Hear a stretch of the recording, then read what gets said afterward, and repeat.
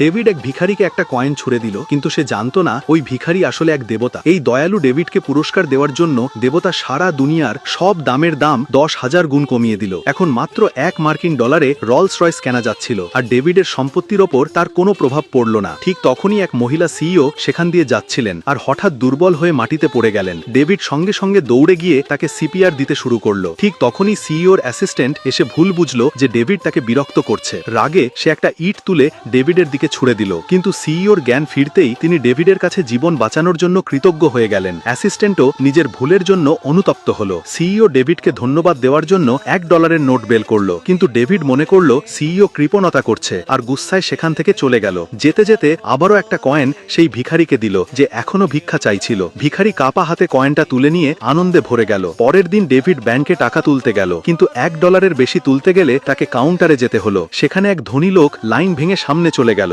রেগে গিয়ে ডেভিড ক্লার্কের সাথে ঝগড়া শুরু করলো, কিন্তু ক্লার্ক বলল ওই ধনী লোক ব্যাংকের সুপার ভিআইপি। এই সময় ডেভিডের হাত থেকে $1 নোট নিচে পড়ে গেল। ক্লার্ক সেটা দেখে অবাক হয়ে গেল, কারণ এত বিশাল অঙ্কের নোট সে জীবনে দেখেনি। সে সঙ্গে সঙ্গে সিকিউরিটি গার্ডদের ডাকলো। ডেভিড ভয় পেয়ে গেল আর কাউন্টারের পাশে লুকালো। হঠাৎ ব্যাংক ম্যানেজার এসে ডেভিডের সামনে হাঁটু গেড়ে বসে ক্ষমা চাইল। সে ক্লার্ককে আদেশ দিল যেন সঙ্গে সঙ্গে ডেভিডের টাকা ফেরত দেওয়া হয়। ব্যাংক থেকে বের হওয়ার সময় সব কর্মচারী লাইন ধরে দাঁড়িয়ে ডেভিডকে বিদায় জানালো। পরে ডেভিড যখন বাড়ি ফেরার জন্য বাসে উঠল, ভাড়ার জন্য একটা কয়েন দিল, কিন্তু ড্রাইভার তাকে থামিয়ে দিল। সবাই ভেবেছিল ডেভিড তার সম্পদ দেখিয়ে দিচ্ছে। লোকজন বিরক্ত হলো আর ড্রাইভার তাকে বাস থেকে নামিয়ে দিল। ডেভিড হতবাক হয়ে গেল। এরপর সে এক বন্ধুর সঙ্গে খেতে গেল রেস্টুরেন্টে। মেনুর দাম দেখে তার মনে হলো বন্ধু মজা করছে। বন্ধু একটা কয়েন বারবার দেখাতে লাগলো আর অহংকার করছিল। ডেভিড মনে করলো বন্ধু একেবারে পাগলের মতো আচরণ করছে। খাওয়া শেষে বিল দেওয়ার সময় ডেভিড পকেট থেকে $100 নোট বের করলো।